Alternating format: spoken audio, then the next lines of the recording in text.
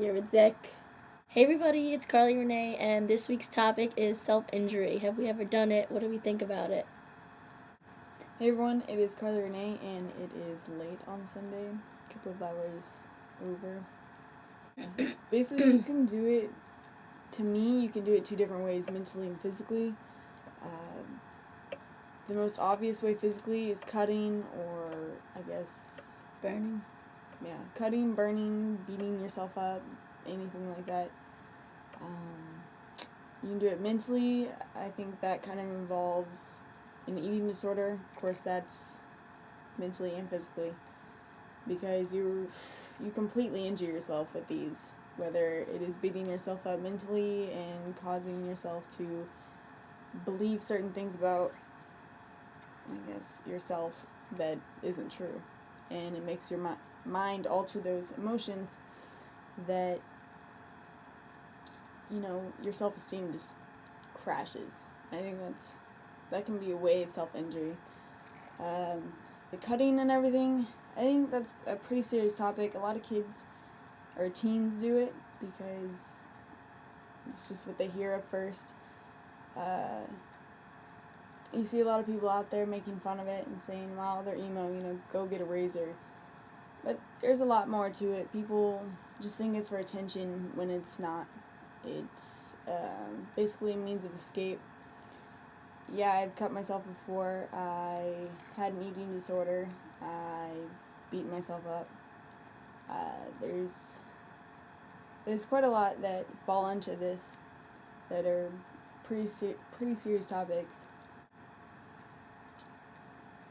If you do decide to undergo any of these injuries, please find other means of distraction. There's a lot of things out there, such as expressing yourself through art, writing, music, anything like that. There's a lot of things you can do to this is a good distraction. Put this in the video. If it makes me look good, I'm a good kisser. If it doesn't, then take it out. Never judge someone who is doing any self-harm at all. Like, that's probably the worst thing you can do, is make fun of them for doing it, because it's only going to make them do it more, and their self-esteem drop to just...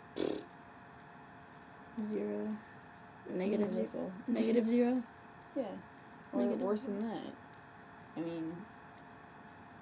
mean, if you're already doing self-harm, your self-esteem's gone. It's a hard thing to overcome, but, you've got to find different means of distraction, whether, like I said, art or anything, find that.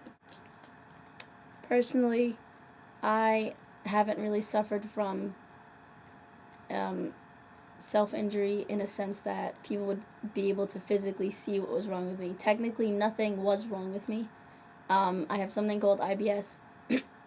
Sorry for my voice, by the way, I have laryngitis, but I have something called IBS, and I would go for tests, and, they would do all these types of tests, and, not x-rays, but, they would scan me and do sonograms and all this stuff, and nothing would ever show up, because it's basically something happens when you stress out, or if you eat something that's a trigger food, and it triggers something in your brain, and your brain makes your intestines spasm, and it's fucking painful. And I developed that from stress from my first ex-girlfriend, who was very mentally and emotionally abusive to me.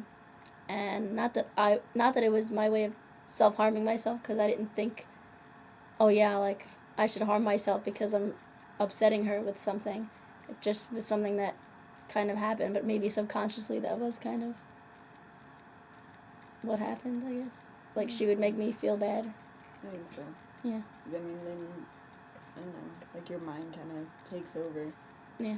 That's basically the same thing with my eating disorder that I had. I had it for about 4 years, and